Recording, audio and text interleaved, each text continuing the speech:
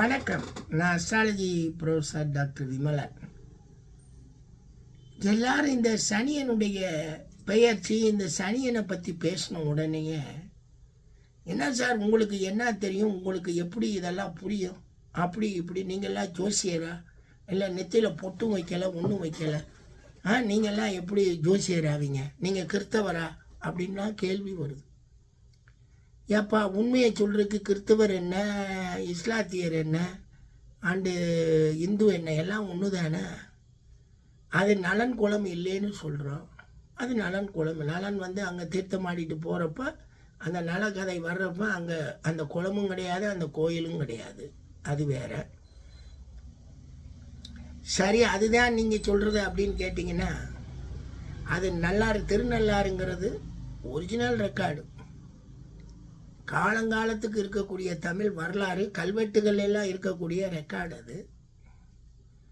சரி, அதுதான் விடுங்க அப்படின்னு கேட்டிங்கன்னா, சிலை அது முருகன் சிலையை தான் சனி சிலையாக மாற்றிருக்காங்க, வேற ஒன்றுமே கிடையாது.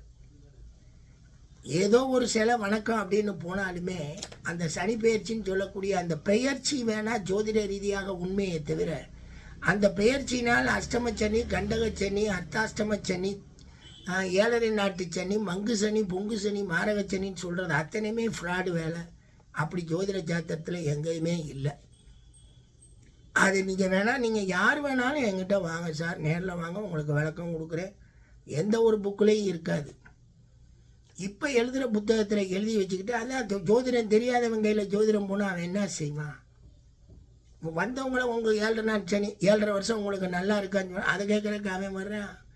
அவன் என் எதிர்காலம் என்ன, எப்படி இருக்கும், நான் என்ன மாதிரி இருப்பேன்னு கேட்குறதுக்கு அந்த திசா புத்தி பலன்கள், 12 பாவக பலன்கள், கோள்கள் இருந்த பலன்கள், கோள்கள் மாறி நின்ற பலன்கள், கோள்கள் ராஜயோக பலன்கள், கோள்களின் செல்வயோக பலன்கள்லாம் சொல்ல தெரியாதுல்ல. 2 பொய்ப்பாட்டை பாடலாம்ல தமிழில். 2 பாட்டை பாடி நீ போயிட்டு வாடான்னு சொல்லிட்டு அவர் பெரிய ஜோசியர். அடுக்க அரப்பயலுங்க பார்த்துக்கங்க மக்களே. இந்த 7.5 நாட்டு சனி, கண்டச்சனிலாம் நம்பி நீங்கள்லாம் அதெல்லாம் நம்பி ஏமாறாதீங்க. போன வருஷம் ஒரு 7.5 நாட்டு சனி சொன்னாங்க.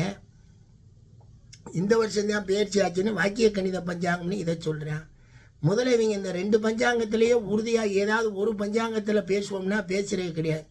அங்கே பேசினவனே இங்கேயும் பேசுகிறான். அப்போ இவங்கெல்லாம் என்ன ஜோசியர்கள்? ஒரு கணித அடிப்படையில் ஒரு கணிதம் எடுத்துக்கோங்க. அது என்ன 2 கணித பஞ்சாங்கம், வாக்கிய கணித பஞ்சாங்கம், தெரு கணித பஞ்சாங்கம், 2ல் ஒன்று தானடா வரணும். கோல்நிலை ஒன்று தானே. அங்கே 2க்கு 2 மாதிரி அங்கே இருக்குது. இதுலேயே